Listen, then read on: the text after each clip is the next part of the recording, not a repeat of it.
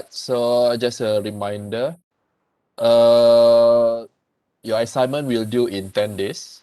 Is it 10 days? By the end of this month. Okay. I've noticed some of you have uploaded your assignment. Okay. Was good. Was good. And then some of you have uploaded all the notes and everything. Okay. Just a reminder for those that haven't uploaded your notes, please do so. I've noticed also some of you did a lot of formats for the notes as well, so I kind of like it. You need a point forms, so it's up to you. It's quite a flexibility. It will be useful for you. It will be useful for you later on when you are in DVM5, because you can use all these notes. You gather all these notes and then to study, revise, and your CE comes. So please make sure you have all the information needed. Be as informative as you can, but as concise as possible. There's one form that I kind of like it because it's quite similar with your senior format. Because if you are currently DVM3, you're currently in DVM3, you probably will get your senior notes later on. There's one kind of notes that look like this. You have a table like this. Okay, it's a lot easier to read. And one of the students did it. I forgot who. There's no name here. Okay, one of this kind of forms, like in the table form. It's quite easy to study. Okay, but you can a lot of empty space here. You can write a lot of more things, more informations here. Okay, try to utilize all the spaces. Okay, you go as high, make sure the margin is very small, put all the information needed. Even here, it looks like you copy paste. See the font here is Times New Roman, and the font here is Calibri, so it's different. Okay, even the so, and also please check on your assignments. Okay, make sure you don't have any all these typing error, grammar error, all those things. Even though you're using a very short notes, try to avoid all the errors, all these errors. If you want to put picture, put a nice picture, not a blurry one. Okay, I hope you're clear. Before that, do you have any question before I start?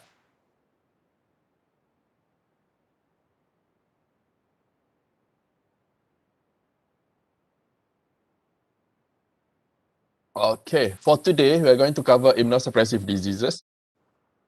Most of these diseases in immunosuppressive disease has been covered in previous lecture. What I'm going to cover is only chicken infectious anemia. Okay, it's one of the important disease in chickens.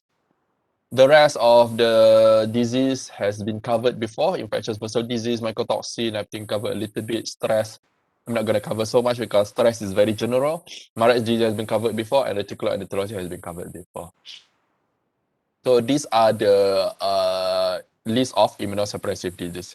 Basically, all disease can cause immunosuppression because any disease can cause discomfort to animal, and then this discomfort can cause stress, and cause immunosuppression. But this particular disease is listed down here, all these 5 here, they affect the bursa directly, affect the immune system directly. Okay, there's kind of like affect the production of immune cells. So just a bit of a revision on the immune system. You have primary and secondary lymphoid organs. The primary lymphoid organs are the thymus and the bursa. And then you have a lot of secondary lymphoid organs such as spleens, gut-associated lymphoid tissue, Hadarian glands, and many others. So they do not have lymph nodes, but they do have a lot of lymphoid aggregates. So all these are the important parts of immune function.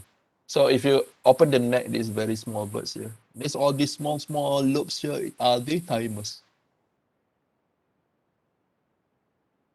General clinical signs when it comes to immunosuppressive disease, what you notice first is they are more susceptible to other disease, secondary infection, especially the bacterial diseases. So you probably notice your farm succumb to a lot of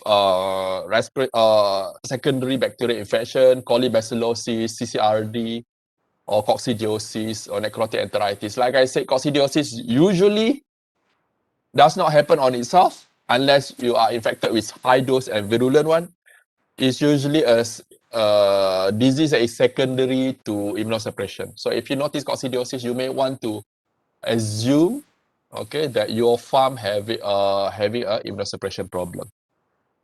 And in addition to that, immunosuppression can cause also poor vaccine-induced protection. So you vaccinate them, but they are unable to get a proper titer, right titer of antibodies. Immunization does not follow vaccination. This is one of the factors of vaccination failure. Okay, and in general, they look at bad flocks. The definition of black flock is just like, I don't know. It depends on experience. When you go to a farm, look at this chicken, they look bad in general. Or they have all these ruffled feather, their growth is not uniform, they look weak, they are not as active. In general, they look bad. Okay? They look bad. And if you do general postmortem on those suffering from immunosuppression, you may notice inflammation or atrophy of the lymphoid organ, especially the bursa and the thymus. Yes, splenomegaly, marble spleen in some cases, atrophy of the bone marrow, and you may notice signs of secondary immunosuppression, such as dermatitis, colibacillosis-related lesions, such as the pericarditis, prehepatitis, and peritonitis, asacolitis, all those things. And also enteritis. So this is an example of a chicken infected with Marek's disease. In control birds, this is how they look like. The spleen looks small, the bursa looks big, and then this is different lobes of the thymus. Okay? If they're infected with different pathotypes of MDV, I've covered this before. Marek disease virus can divide it into different pathotypes, the virulent, very virulent, and very virulent plus. The more virulent the Marek disease virus, the more damage can be done to the chicken. So you can see the bursa is like so small, it's like 1/3 or quarter of the original size, and the thymus is like really atrophied. Okay, you have only very small thymus. And look at the bursa. This is some of the example. If you, especially in infectious bursal disease case, hemorrhages of the bursa,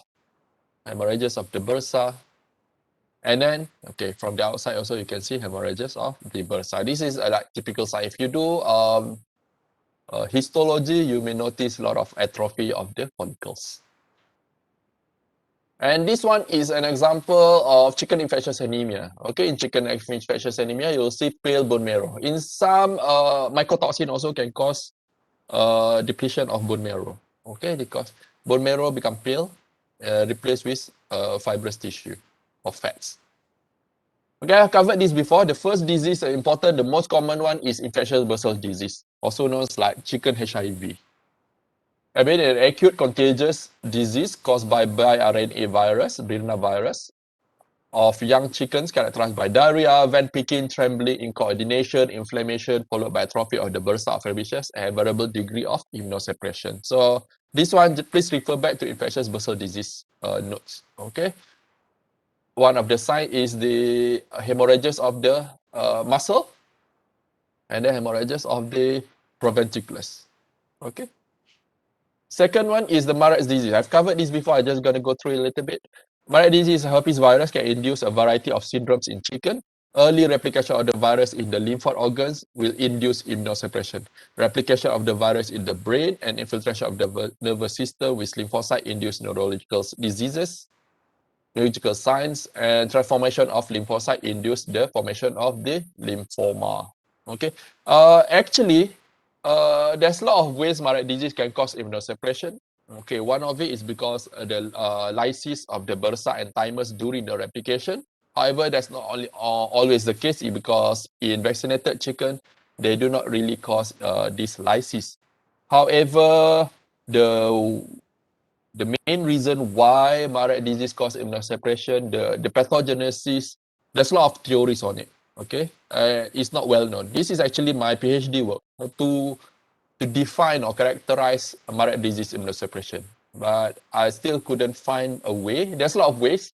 I have noticed there's a lot of reduction of immune systems and whatnot, but to find the exact cause, how they causes it, they still open for interpretation and more research is needed. So you have I think you have seen this before in previous lecture notes. The sciatic nerve is enlarged, the organs is infected with tumor, neurological signs, and even the skin have the tumor. Next one is reticuloendotheliosis, is also an immunosuppressive disease. They also fall under the plastic diseases. Reticuloendotheliosis is a term used for a variety of syndromes caused by retrovirus. From all of them, only two have economic importance: ranting and stunting syndrome, which cause immunosuppression, and the chronic lymphomas. Okay, they also have called lymphomas. So formation of the tumors, see all these tumors. Okay. And next one is mycotoxicosis. Mycotoxin is a disease caused by toxic metabolite of fungus, mycotoxin. There are many types of mycotoxin that vary on toxicity, target organs, and occurrence on feedstuff. If we have ample time after this, because after Prof. Jalila covered her lecture, you will probably have 1 or 2 weeks before your final exam. I'll try to cover mycotoxin in one of the lecture. Okay, I've never taught mycotoxin even to your seniors before. Okay, because it's not in the syllabus, but I'll try to cover it in your batch, because it's one of the common disease in Malaysia, but it's always when quite underdiagnosed. Okay, mycotoxin associated with poultry health problems are ergot alkaloids, aflatoxin, tricosins, we call it T2, ochratoxins, osporin, citrinin, and fumonicin. Okay. Mycotoxin is usually a big concern to feed mill company. Okay, usually they are the one diagnosing it, because if there is any mycotoxin problem, the farmer will report to the feed mill. They blame the feed company. Say, oh, you send us food with mycotoxin, so that's why my chicken are having a lot of problems. So they always try to defend themselves, try to avoid. So they do a lot of diagnosis for mycotoxins. Mycotoxin-induced syndromes involve immunosuppression, growth retardation, hepatic and renal failures, and increase in mortality. Different mycotoxin will cause different syndromes, okay? But in general, they can cause immunosuppression because they can sort of like cause bursa atrophy, thymus atrophy, and depletion of other lymph organs. So this is an example of one of the mycotoxin case. This is the normal one, okay? This is the cecal tonsil. Cecal tonsil is supposed to have a cecum here. It's just a cut. Okay, this is the thymus, the spleen, the bursa, and the bone marrow. Those are affected with mycotoxin. You can see pale bone marrow, small bursa, small spleen, small thymus, and small cecal tonsil. Okay, I'm not going to cover in detail on mycotoxin.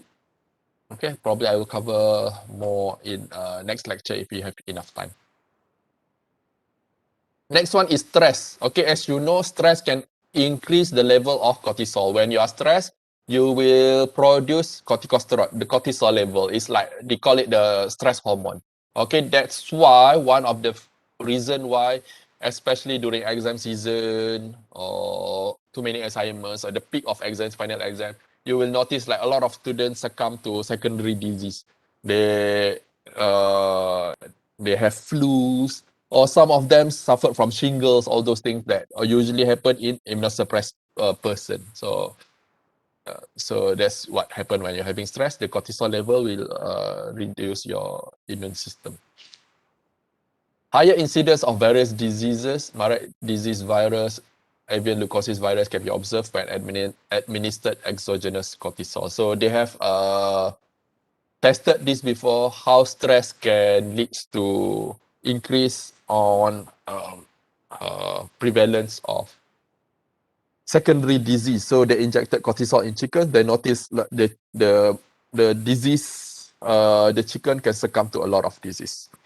So this general is stress. You can read more in the internet how stress can induce immunosuppression. There's a lot of pathogenesis on it. Probably you will cover this in your pathology as well. I'm not sure. Okay.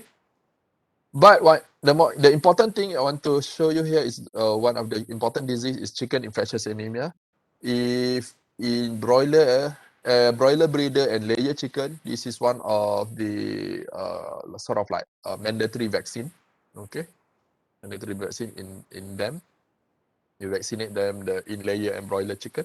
Chicken infectious anemia is a disease of young chickens characterized by aplastic anemia, generalized lymphoid atrophy, subcutaneous and intramuscular hemorrhages, and immunosuppression. Chicken infectious anemia is ubiquitous in all major chicken producing countries in the world. So basically, chicken infectious anemia is like everywhere. Okay, is reported in any countries. It's just that the vaccine is well protective. Okay, if you vaccinate them and then your vaccination going well, most likely you will never see chicken infectious anemia. Okay, even in I've I've only seen like chicken infectious anemia once or twice. Okay, because vaccination can protect it well, but just because you didn't see it doesn't mean it's not there. It's there. It's just the vaccine works. The etiology is circovirus. It's non-enveloped, single-stranded circular DNA virus. All age are susceptible, but typically seen only during the first 2 to 4 weeks of life. Transmission is vertical transmission and horizontal transmission. The vertical transmission is the important one. That's why you want to vaccinate the breeders. Okay, if you vaccinate the breeders, then all the progenies doesn't have chicken infectious anemia problem. So vertical is more important than the horizontal one. Clinical signs, if you take blood, you do hematocrit. Have you take CP? I think you have take CP, you know what hematocrit means. Hematocrit values ranging from 6 to 27% in normal birds. It should range between 29 to 35%. So if you are having chicken infectious anemia, they are having anemia, so the hematocrit value will go low. Non-specific clinical signs include depression, pale tissues, depressed weight gain, and secondary bacterial infection, mycotic and viral infections. Morbidity and mortality rates varies. Depends on various viral, host, and environmental factors and concurrent infection with other agents. Usually by itself, it doesn't cause high mortality, but if in combination with secondary bacterial infection or secondary infection of other disease, virus or bacteria, it can increase the mortality rate. Early infection with chicken infectious anemia can interfere with vaccination against Marek's disease or infectious bursal disease, because Marek disease, infectious bursal disease requires early immunity. Okay. So this is the example of hematocrit tubes showing low packed cell volume, 15 to 20% in 3 naturally infected chickens compared to the normal hematocrit value of 35% in the lab. Okay, so this the chicken having low hematocrit values in comparison to this one. You know, right? Hematocrit, I believe you should know all these things. If you have learned CP, you should know this one. The gross lesion, what you see is market thymic atrophy. Okay, because it basically replicates in the thymus. It replicates in the thymus. You'll see fatty yellowish bone marrow. Bursal atrophy can also be seen in a small number of birds. Yeah, but bursal atrophy is not the common signs because it doesn't really replicate in the bursa, it replicates in the thymus. So bursal atrophy is a signs or more prominent signs for infectious bursal disease. So how do you differentiate it is these two. Mana ikut you? Okay. Hemorrhages in the mucosa of the proventriculus, subcutaneous, and the muscle. This very much similar with infectious bursal disease. You see hemorrhages, the proventriculus and the muscle. So when you see hemorrhages of the muscle, in general, so your top differential, I think this is has been covered in your test 2 as well. I've showed you a picture of hemorrhage. Okay, so infectious bursal disease should be one of it. Secondary, chicken infectious anemia. And thirdly is leukocytozoonosis. It's just that leukocytozoonosis, the hemorrhages is slightly different because in the particular hemorrhages, the polka dot there. So it's slightly different, but it can still cause hemorrhages. Other diseases that can cause general hemorrhages is like Newcastle disease or avian influenza. Okay, but that one is like generalized hemorrhages. Secondary bacterial infection are quite common. Okay, if you do postmortem in those suffering from chicken infectious anemia, you will also notice secondary bacterial infection, encephalitis, peritonitis, pericarditis, all those. So this example, muscle hemorrhages. If you open the chicken at the thigh area, especially, you see muscle hemorrhages. The thymus is atrophic. This is the neck region. Okay, all of these are the thymus. Okay, become atrophic. And then the bone marrow appeared pale and yellowish jelly-like material on the surface. So in normal chickens, the bone marrow should be red in color. But this one is like jelly-like substance and then yellowish or whitish in color. Okay, this bone marrow suggestive of aplastic bone marrow. So you just do a cut surface, see the bone marrow. So thymus atrophy is a common finding. This normal thymus should have big lobes, okay, and a small one. This one, if you do this diagnosis for thymus, you have to consider the age as well. Okay, they consider the age because thymus is an organ that depletes or getting small over time. Okay, it's only in younger birds, it's much easier to diagnose it because they should have all these big thymus. But if you do postmortem in much bigger birds, the thymus is considerably small. It's difficult to know whether it's because of atrophy or it's because of regression of the thymus. So you just have to do a lot of postmortem, and compare which and which, the normal one and the infected one. Pale bone marrow is called common findings. Secondary bacterial infection, like I said, you see fibrin material on the liver, prehepatitis, pericarditis. If you see here, probably some encephalitis, and even the heart here, pericarditis. Histology, you will see thymic atrophy, lymphoid depletion, and marked atrophy of the cell lines in the bone marrow.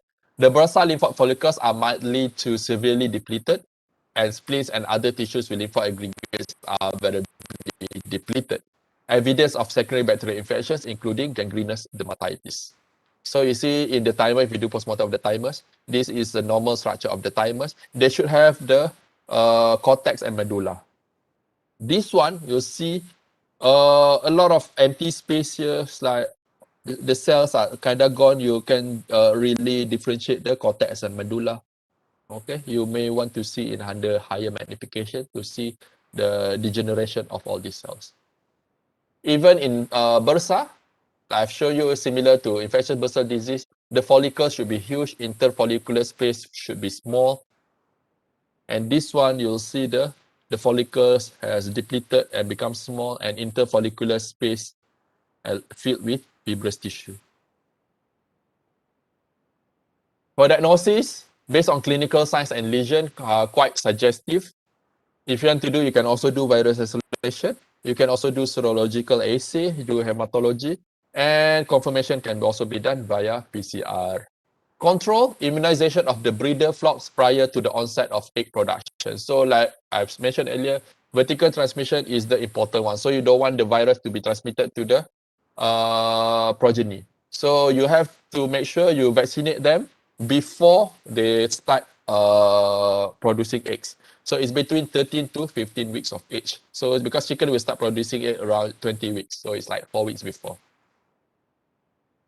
So that's all on immunosuppressive disease. Do you have any question on this? If there is none, we'll cover a bit of duck diseases. Okay. Many of you will never work in duck farm because we don't have a lot of duck farm in Malaysia. We have a lot of duck farms in Perak actually. Only few vets. I know some vets that are working in duck farms. Okay, so basically the ducks can be infected with a lot of diseases similar to chickens. It's very similar to chicken. They can get infected with all these diseases, infection, Newcastle disease, avian influenza, all these things. They can get infected. It's just that some diseases are more common in ducks or only affecting the ducks. For example, duck viral hepatitis, duck viral enteritis, Rimarella and Antipas fever, and fall cholera. For cholera, if it affect the ducks, you have covered in chicken before. If it affect the chicken, the mortality is not so bad unless it's an acute form. But in ducks, it can cause much more higher mortality. It can go up to 100%. Okay. Rimarella and Antipest fever also is one of the bacteria that can affect that. It's under the family of fall cholera as well. Pasteurella maltosida. Okay, the first one is duck viral enteritis, duck plague, and acute contagious herpes virus infections of ducks, geese, and swans affecting young and the adult birds, characterized by vascular damage, tissue hemorrhages, digestive mucosal eruptions, lesions of lymphatic organs, degenerative changes in parenchymal organ. The etiology is also herpes virus, as anatic alpha herpes virus 1, non-hemagglutinating and non-hemadsorbing virus. It produces intracellular inclusion in chickens and ducks embryo cell culture. This is like one of the characteristics of herpes virus. Okay, similar to we call it ILT MRS disease. Sensitive to either and the chloroforms. The transmission is direct contact between infected and susceptible birds, and indirectly is through in the environment. The incubation period is about 3 to 7 days. The clinical signs that you will observe in these ducks are sudden high persistent flock mortality. Mature ducks die in good flesh, so they just die without showing like a sign of anorexia or diarrhea or something. They just die. In layers, market drop in egg production during period of highest mortality. As duck viral enteritis progress within a flock, you see signs of inappetence, extreme thirst, droopiness, ataxia, ruffled feathers, nasal discharge, and watery diarrhea with soil vents. You can see at the vent area, signs of diarrhea.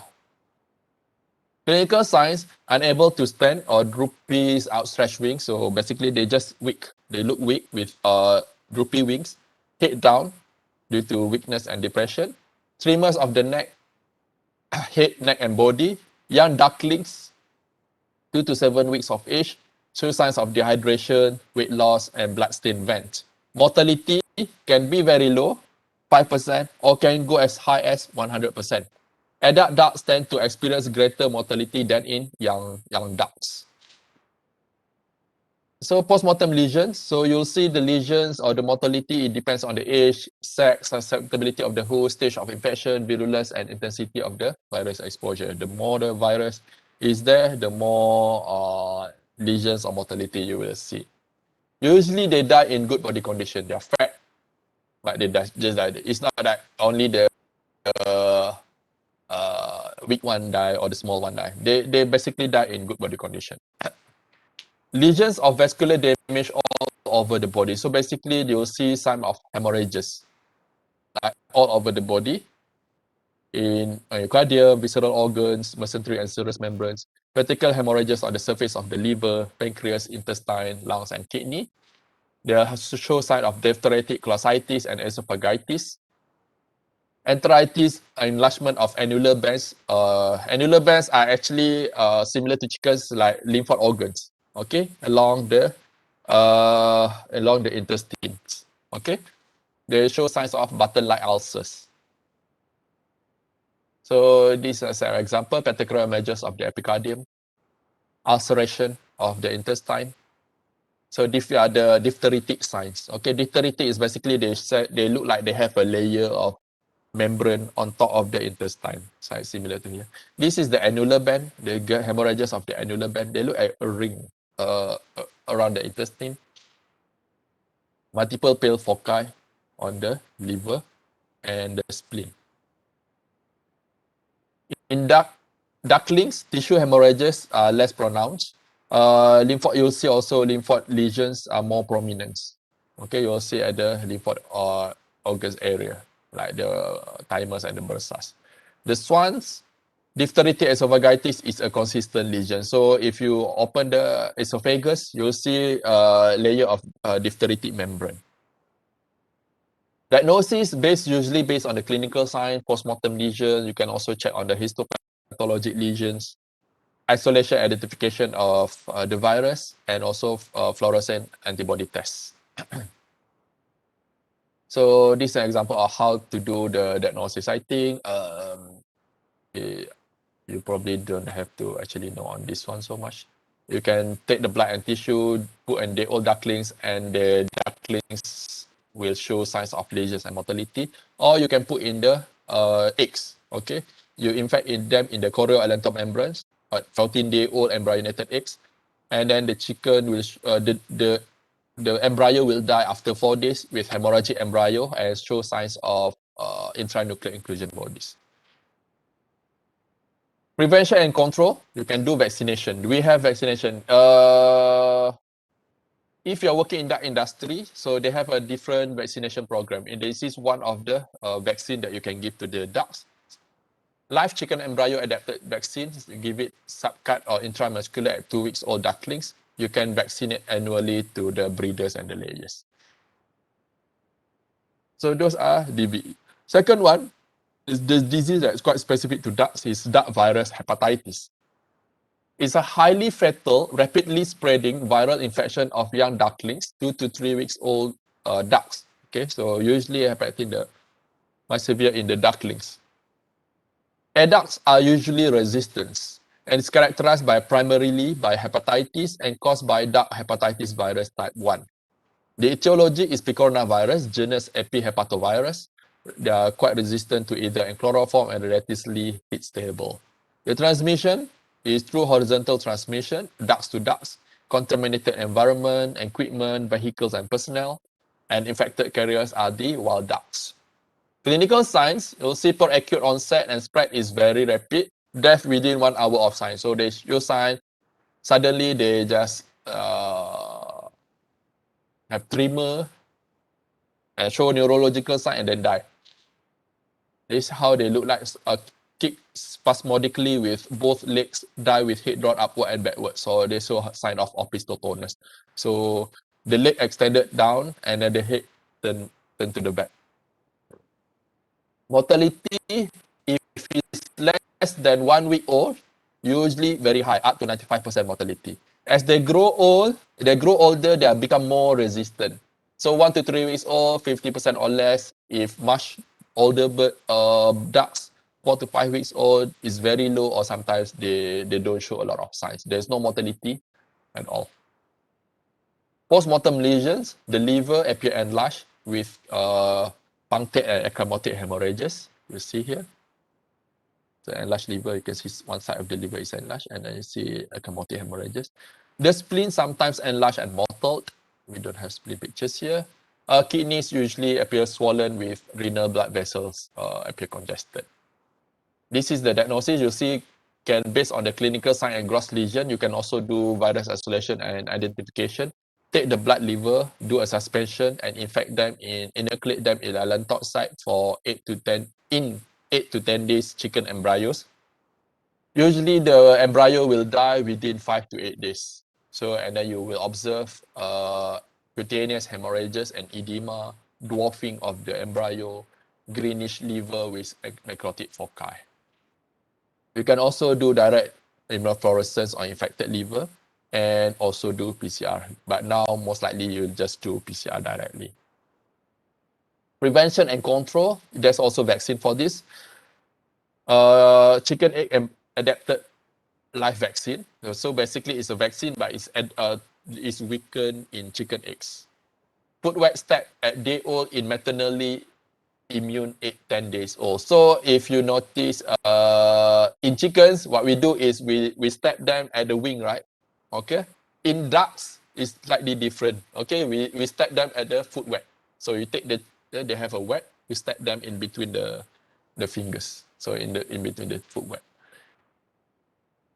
During outbreaks, you can use immune serum, but most likely you will never do this in Malaysia lah.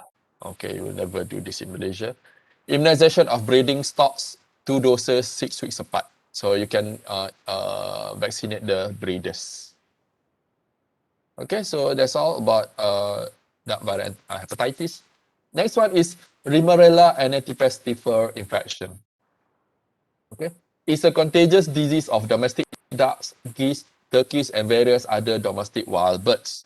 Okay, also known as new duck disease, duck septicemia, anatipestifer syndrome, anatipestifer septicemia, and infectious serositis.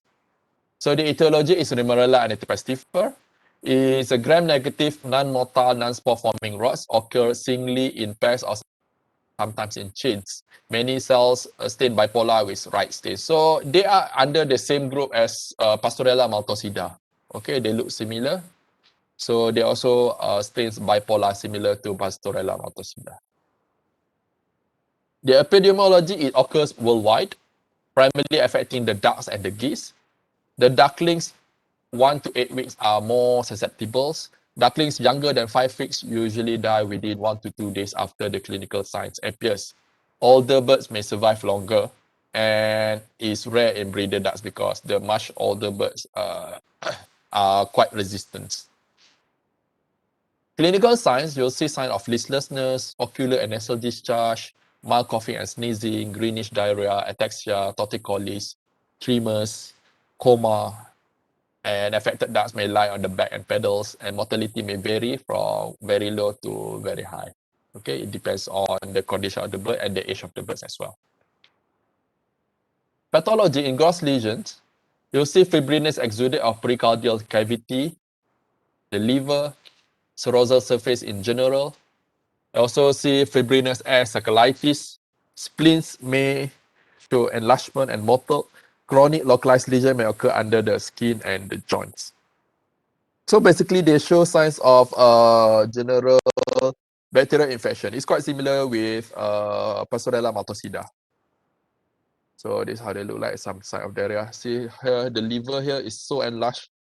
It covers the whole body. And the liver here appear white because of the fibrinous material. So it's fibrinous hepatitis here. Okay. Even the heart here is covered with fibrin. I don't see S site here. So it should be S site here, asacchalitis here. The pathology, macroscopic lesion, you'll see fibrinous exudate containing inflammatory cells. Liver lesions, you'll see periportal lymphocytic infiltration, lymphocyte infiltration in the liver, and hydrophic degeneration. The air sacs, you'll see infiltration of the inflammatory cells, multinuclear giant cells, and fibroblasts in chronic case. Diagnosis, you can make a diagnosis, presumptive diagnosis, and based on the clinical sign and postmortem, but you need to differentiate with other bacterial disease because it looks quite similar with Pastorella maltosida, fall cholera, and also E. coli. So, but you can make a presumptive diagnosis. Isolation identification, you can take the bacteria and the samples and grow in bacteriology lab. Suitable tissue for culture are the brain, blood, air sacs, bone marrow, lung, livers, and exudate. In addition, you can also do serology, ELISA, or agglutination test. How to control it? Prevention is basically have a good management and biosecurity. There's also vaccine available. If I'm not sure if the vaccine is here in Malaysia or not. Okay. But there are a vaccine available, inactivated bacteria, serotype specific. Give them at 2 to 3 weeks of age. We also have live vaccines at 1 day old by aerosol and protect up to 42 days. The treatments, since it's the bacteria, you can give antibiotics. Antibiotics will treat the birds. Okay. So, am I too fast? We have 9:45. Okay. Any question on these two topics, immunosuppressive diseases and diseases of ducks? Wait, I have a question from the chat. Hi, doctor. I'm just wondering what if CIA is found within layers or broiler flock? What is done usually, or the affected birds are culled? Okay. This is a virus case. Is like any other virus diseases. Okay, there's nothing much you can do. There's nothing much you can do in these virus diseases, but usually it's a signs of failed vaccination. What can be done is you cannot do anything for that particular flocks, but what you can do is for the next cycle, and then you have to be very careful. It's possible if you notice some, but usually if vaccination fail, the not all of the birds are infected, only certain portion, because vaccination fail, not all the birds will get. You may want to consider separating all the infected birds and then monitor the progeny. Okay, if the bird that you sell are suffering from CIA or not. If not, you can just keep it. You can cull if the number is quite low. You can just cull the birds. Okay. If not, you just leave it be, and actually they recover by themselves. They will recover. It's just for that particular flocks, the broilers will have some signs of chicken infectious anemia. You may want to cull the eggs given during that period of time. Okay. Any other question?